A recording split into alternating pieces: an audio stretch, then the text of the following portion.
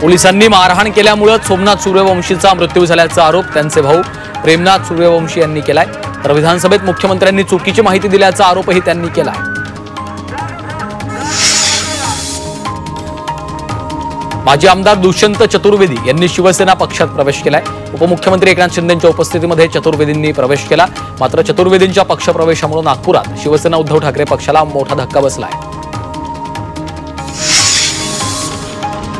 सोलापूरचे माजी महापौर महेश कोठेंच्या कुटुंबियांची जयंत पाटलांनी भेट घेतली। महेश कोठेंच्या जाण्यामुळे मोठी पोकळी निर्माण झाली असून ते कोणीही भरून काढू शकत नाही। एक चांगलं व्यक्तिमत्व आम्ही गमावलंय अशा भावना जयंत पाटलांनी व्यक्त केल्या।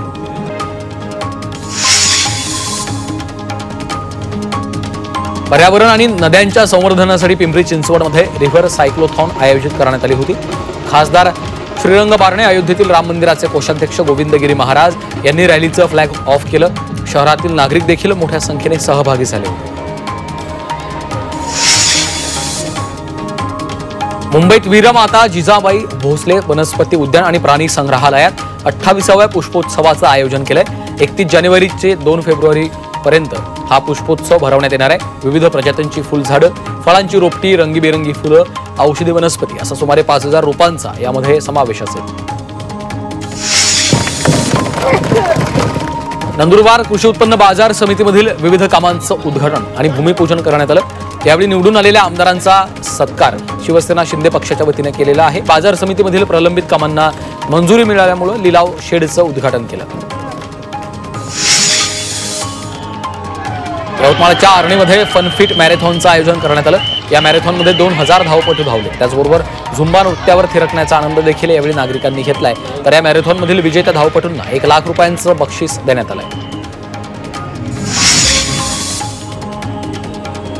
नाशिकच्या मालेगावात तक्रार निवारण दिन साजरा करण्यात आला। यावेळी नागरिकांनी केलेल्या तक्रारींवर आढावा बैठक घेतली। त्यामुळे नागरिकांनी समाधान व्यक्त केलंय।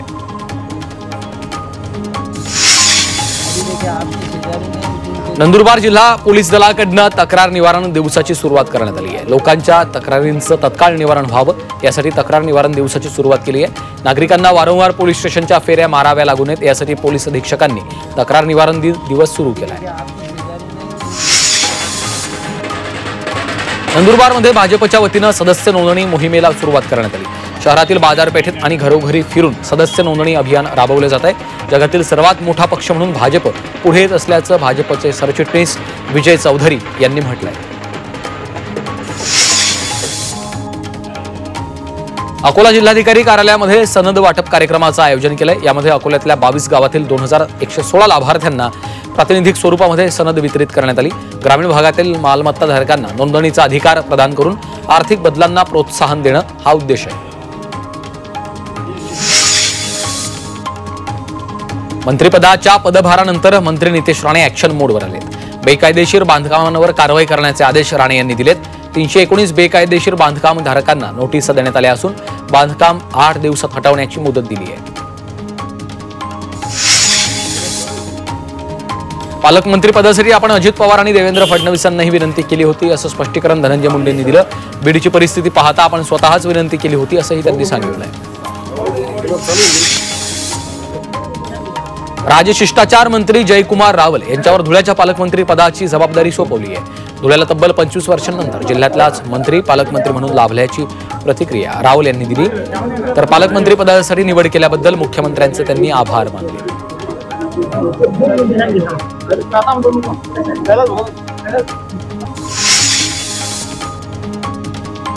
पुणे महानगरपालिकेच्या स्थायी समितीच्या बैठकीत रखडलेल्या प्रकल्पांना मंजुरी देण्यात आली आहे। या बैठकीत 12 कोटींचे प्रस्ताव मंजूर केले। तर महापालिकेच्या अर्थसंकल्पात विविध कामांसाठी तरतूद केली आहे। 10वी 12वी परीक्षेसाठी बसलेल्या विद्यार्थ्यांच्या हॉल तिकिटावर त्यांच्या जातीचा प्रवर्ग नमूद करण्यात आला होता। यावर विविध घटकांनी टीकेची झोड उठवली। हा निर्णय विद्यार्थी हिताचा असल्याचं सांगत बोर्डाकडनं त्याचं समर्थन करण्यात आलं होतं। अखेर टीकेनंतर राज्य शिक्षण मंडळाकडनं दिलगिरी व्यक्त करण्यात आली आहे। जनभावना लक्षात घेता हा निर्णय रद्द केल्याचं राज्य शिक्षण मंडळानं कळवलंय।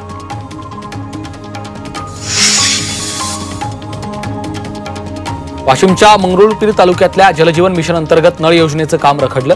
योजनेचा कालावधी पूर्ण होऊनही काम पूर्ण न झाल्यामुळे ग्रामस्थ आक्रमक झाले। ग्रामस्थांनी प्रशासनाकडे तातडीनं काम पूर्ण करण्याची मागणी केली, अन्यथा आंदोलनाचा इशारा दिलेला आहे। नंदुरबारमधील सातपुड्यात नर्मदा नदीकाठच्या गावांना नवीन स्पीड अँब्युलन्स बोट देण्यात आली आहे। जिल्हा परिषदेच्या CSR फंडातनं 1.5 कोटी रुपयांची ही स्पीड अँब्युलन्स बोट नर्मदा काठावर तैनात आहे। या बोटीमुळे नदीकाठावरील नागरिकांना आरोग्य सुविधा जलद गतीनं मिळायला मदत होणार आहे। गोदावरी नदी प्रदूषण मुक्त करण्यासाठी महापालिकेकडून तयार करण्यात आलेला नमामि गोदा प्रकल्प गुंडाळला जाण्याची शक्यता आहे। केंद्राच्या जलशक्ती मंत्रालयाकडून आता गोदावरी नदीची स्वच्छता केली जाणार आहे, त्यामुळे महापालिकेच्या हातून हा प्रकल्प निसटला आहे। राष्ट्रीय आणि राज्य पातळीवरील क्रीडा स्पर्धांमध्ये नाशिकचा झेंडा रोवणाऱ्या 49 खेळाडूंना महापालिकेतर्फे शिष्यवृत्ती मंजूर केली आहे। या संदर्भातील 7.97 लाखांच्या खर्चास मनपा आयुक्त तसंच प्रशासक मनीषा खत्री यांनी मान्यता दिली। क्रीडा क्षेत्राला प्रोत्साहन देण्यासाठी मनपाच्या माध्यमातून क्रीडा धोरणाची अंमलबजावणी केली जाते आहे।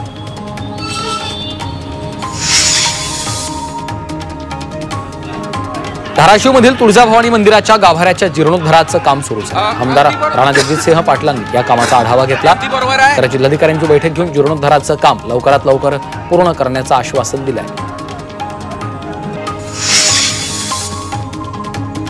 धुळ्यातील सरकारी इमारत आणि सरकारी निवासस्थान बेवारस झाल्याची स्थिती निर्माण झाली आहे। सर्व कर्मचारी आपल्या स्वतःच्या मालकीच्या घरात गेल्यानं इमारती पडू नयेत, तर या ठिकाणी चोरट्यांनी इमारतीचे दरवाजे खिडक्यांसह नळ चोरून नेलेत। अरविंद केजरीवालांनी पंतप्रधान मोदींना पत्र लिहिलंय। केजरीवालांनी पत्रातनं स्वच्छता कर्मचाऱ्यांच्या समस्या मांडल्या, तर केंद्र सरकारनं सफाई कामगारांना सवलतीच्या दरात जमीन उपलब्ध करून द्यावी अशी मागणी देखील केजरीवालांनी केली आहे। जालन्यातील अवैध गर्भपात प्रकरणामध्ये एक मोठी अपडेट आहे। गर्भपात प्रकरणात आणखी 10 डॉक्टरांचा सहभाग असल्याचं उघड झालंय। संभाजीनगर बुलढाण्यातल्या डॉक्टरांचा यात सहभाग आहे, अशी माहिती जालना स्थानिक गुन्हे शाखेच्या पोलिसांनी दिली आहे। धुळ्यामध्ये बाईक चोराचा डाव पोलिसांनी उधळून लावला। हा चोरटा पळून जाण्याच्या बेतात असतानाच गस्तीवरील पोलिसांनी त्याला पकडलं। ही सर्व घटना CCTV मध्ये चित्रित झालेली आहे।